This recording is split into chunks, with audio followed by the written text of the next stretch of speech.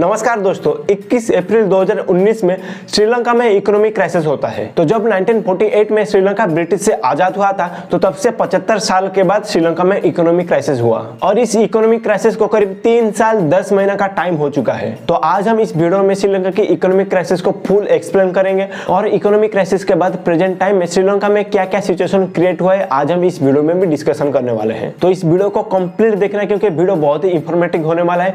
तो चलिए बिना टाइम को वेस्ट किए आज की इस वीडियो को शुरू करते हैं। तो श्रीलंका जब ब्रिटिश से आजाद हुआ तो आजाद हो जाने के बाद श्रीलंका एग्रीकल्चर के मामले में बहुत ही तेजी से आगे बढ़ते चला, जैसे कि चाय की पत्तियां, कॉफी, रबर और सभी मसाले, इन सभी चीजों को बहुत ही तेजी से उत्पादन करने लगे और उत्पादन करने के बाद दूसरे कंट्री को भी एक्सपोर्ट भी किए। तो इस एक्सपोर्ट के वजह से श्रीलंका अपना इकोनॉमी को ग्रोथ कर रहा था। तो 2018 की बात करेंगे तो श्रीलंका अपना एग्रीकल्चर प्रोडक्ट को बेच के $8.37 बिलियन की कमाई किया था और उसके बाद टूरिज्म को श्रीलंका अपना दूसरा इनकम सोर्स बनाया, क्योंकि श्रीलंका एक विजिटिंग कंट्री है। बहुत सारे लोग इस कंट्री को घूमने के लिए आते हैं। 2018 में कुल 2.5 मिलियन लोग इस कंट्री को घूमने के लिए आए थे और 2018 में इस टूरिज्म के वजह से $5.6 बिलियन की पैसा कमाया यहाँ पर श्रीलंका ने। तो यहाँ तक तो सब कुछ ठीक चल रहा था, लेकिन ऐसा क्या हुआ जिसके वजह से श्रीलंका में इकोनॉमिक क्राइसिस हुआ। तो प्रॉब्लम की बात करें तो श्रीलंका 1965 से IMF से लोन लेना शुरू कर दिया, करीब 16 लोन ले चुका है। तो लोन लेने की वजह को अगर हम देखेंगे तो श्रीलंका यहाँ पर अपने लोगों के लिए फ्री इलेक्ट्रिसिटी और फ्री वाटर सप्लाई करने के लिए इस लोन को लिया था। तो लोगों को फ्री में इलेक्ट्रिसिटी और फ्री में वाटर सप्लाई का रीजन क्या है? ना इलेक्शन। तो फ्री में इलेक्ट्रिसिटी और फ्री में वाटर सप्लाई करने के वजह से यहाँ पर थोड़ा सा श्रीलंका में इकोनॉमी डाउन होता हुआ दिखाई दिया, लेकिन फिर भी यहाँ पर IMF ने 2016 में श्रीलंका को $1.5 बिलियन की पैसा दिया और बोला कि ये पैसा लो और थोड़ा सा तुम अपना देश को सुधार लो। लेकिन 2019 में अचानक से कोरोना आ जाता है और इस कोरोना के वजह से हर जगह में लॉकडाउन छा जाता है और इस लॉकडाउन के वजह से यहाँ पर श्रीलंका अपना इंटरनेशनल बिजनेस को नहीं कर पाया।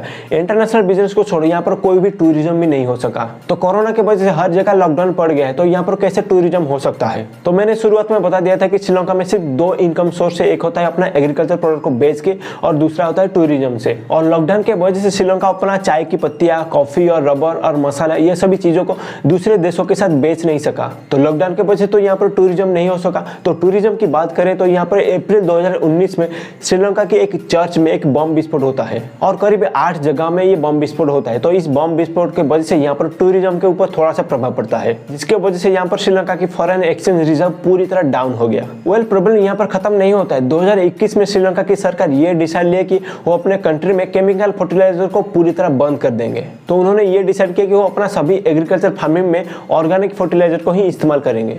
उनका सोच सही है, उनके सोच को मैं सहमति देता हूँ, लेकिन ऑर्गेनिक फर्टिलाइजर को यूज करने के लिए कुछ प्रोसेस होता है। तो अगर आप केमिकल को हटा के ऑर्गेनिक को यूज करना चाहते हैं तो ऑर्गेनिक को सबसे पहले धीरे धीरे करके यूज करना चाहिए। फॉर एग्जाम्पल के लिए कि मान के चलो कि आप इस साल 100% केमिकल में से सिर्फ 80% केमिकल यूज किए और बाकी 20% ऑर्गेनिक यूज किए। तो ऐसे ही हर साल यहाँ पर केमिकल को 20% को कम करके ऑर्गेनिक को 20% बढ़ा सकते हो। लेकिन यहाँ पर श्रीलंका रातों रात में ही अपने कंट्री में सभी केमिकल फर्टिलाइजर को निकाल दिए, जिसके वजह से यहाँ पर 1 महीने के बाद उनका सभी एग्रीकल्चर प्रोडक्ट उत्पादन होना बंद हो गया और इसके वजह से 1 महीने के बाद वो जितने भी अनाज को उत्पादन कर रहे थे उनमें काफी गिरावट दिखने लगा और 2022 आते आते इनका हालत और भी बदतर से बदतर हो गया, क्योंकि उधर रशिया और यूक्रेन की वॉर छिड़ गया था।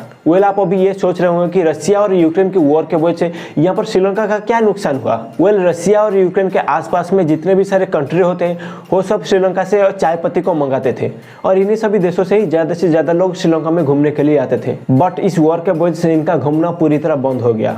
कोविड में एक्सपोर्ट ना होने की वजह से और टूरिज्म ना होने की वजह से उनका इकोनॉमी जितना भी डाउन हुआ था इस वॉर के वजह से और भी डाउन होते गया और इकोनॉमी डाउन होने की वजह से यहाँ पर चाइना के ऊपर भी उंगली उठता है, क्योंकि चाइना श्रीलंका को लोन देते देते उसको लोन में ही डुबा दिया और श्रीलंका पैसा ना चुकाने की वजह से हो यहाँ पर अपने जमीन को चाइना को लीज में दे दिया। तो इस तरह श्रीलंका में इकोनॉमिक क्राइसिस हुआ था। लेकिन इस इकोनॉमिक क्राइसिस के बाद अभी प्रेजेंट टाइम पर श्रीलंका में क्या सिचुएशन चल रहा है आइए ये जानते हैं। तो कहा जाता है कि पिछले 1 साल के अंदर श्रीलंका में जितने भी सारे गरीब फैमिली थे उन सबका फूड टेकिंग कम हो गया, मतलब कि लोगों का भूख मर गया। तो खाना ना मिलने के वजह से लोगों का भूख मर गया और इसके वजह से वो खाना भी कम खाने लगे और खाना कम खाने के वजह से यहाँ पर लोगों के अंदर बहुत सारा बीमारी भी दिखने लगा और अंडे, मीट और मछलियाँ इन सब की प्राइस बढ़ जाने के वजह से यहाँ पर लोग 1 महीने में सिर्फ 1 ही बार नॉनवेज को खा पाए, जिसके वजह से लोगों के शरीर में न्यूट्रिशन की कमी देखने को मिला और इसलिए यहाँ पर ज्यादा से ज्यादा लोग बीमार हो चुके हैं। तो श्रीलंका में इकोनॉमिक क्राइसिस के बाद लोगों का हाल कुछ इस प्रकार हो चुका है। तो फ्रेंड्स, ये था हमारे करीब देश यानी कि श्रीलंका की इकोनॉमिक क्राइसिस के बाद की सिचुएशन। तो वीडियो की जानकारी कैसा लगा कमेंट में मुझे बताना, और श्रीलंका के इस तरह सिचुएशन को देखने के बाद हमारे इंडिया श्रीलंका को किस तरह हेल्प करना चाहिए, आपका क्या ओपिनियन है मुझे कमेंट में भी जरूर बताना। और वीडियो पसंद आया तो इसे लाइक और अपने दोस्तों के पास शेयर भी कर देना, और चैनल में पहली बार हो तो चैनल को नीचे सब्सक्राइब कर देना। तो आज के लिए इतना ही, हम फिर मिलेंगे नेक्स्ट एक वीडियो में। तो तब के लिए जय हिंद,